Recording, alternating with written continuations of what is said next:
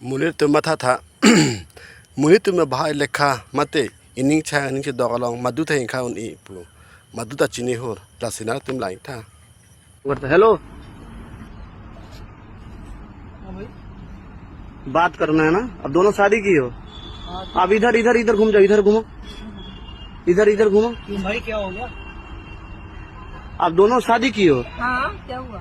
अपने मन से शादी की हो हाँ बिल्कुल आप खुद देख सकते हो ना, हम लोग शादी करी है, ऐसी क्या बात है? कोई कर नहीं सकते क्या? कोई रुकावट है क्या? आपका कितना एज है 70 साल है। तुम्हारा कितना है 20 साल है। यानी कि तुम ही दोनों हो तो आप इससे क्यों शादी की आपको शर्म नहीं आया शर्म ये आपके बेटे के जैसा आपने बेटे से शादी कर ली है नहीं, पोते जैसा है।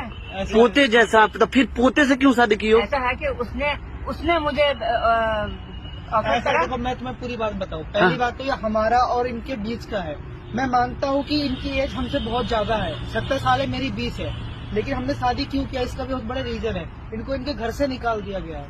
अब बताओ ये बेचारी कहाँ जाएंगे? भी 2-3 दिन से मेरे साथ रह रही, तो मैंने समझाओ तो तुम इनके साथ शारीरिक संबंध कैसे बनाएगा यार कोई बात तेरे को नहीं है। समझ एक तू तेरे से बात कर तू शांत रह